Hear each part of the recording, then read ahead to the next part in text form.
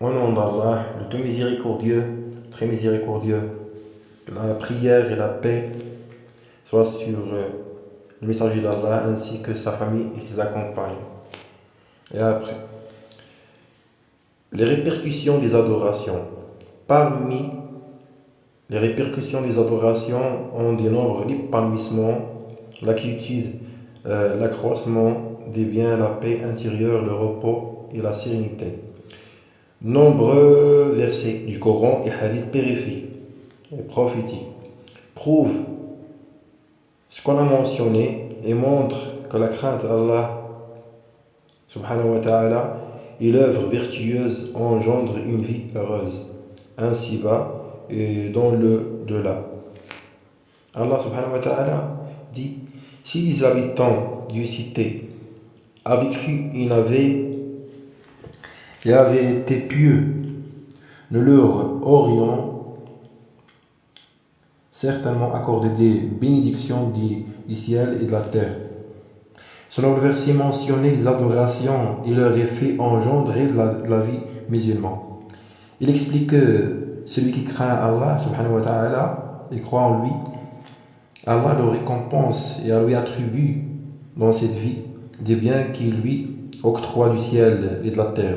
Ceci en permettant à la pluie de tomber et aux plantes et aux trésors de surgir de la terre. Et il dit subhanahu wa ta'ala: ô vous qui croyez, craignez Allah et parlez avec droiture. Le fait de parler avec droiture est une adoration. Puis, dans le verset qui suit, Allah mentionne ce qu'il engendre afin qu'il améliore vos actions et vous pardonne vos péchés. Quiconque obéit Allah et son messager obtient certes une grande réussite. Ainsi, l'amélioration des actions et le pardon de péchés dans le delà sont les répercussions de cette adoration. En somme, ce noble verset a réuni les incidences de l'adoration dans la vie terrestre et dans le delà. Dans cette vie, on acquiert l'amélioration de nos œuvres, la réussite et la droiture, mais aussi un cheminement vers Allah basé sur la clairvoyance. Dans le delà, on acquiert le pardon de nos péchés et l'expiation de nos fautes. Pareillement, Allah dit subhanahu wa ta'ala: quiconque, l'homme ou femme, fait une bonne œuvre tout en étant croyant, nous lui ferons vivre une bonne vie. Et nous le récompenserons certes en fonction de meilleures de leurs actions.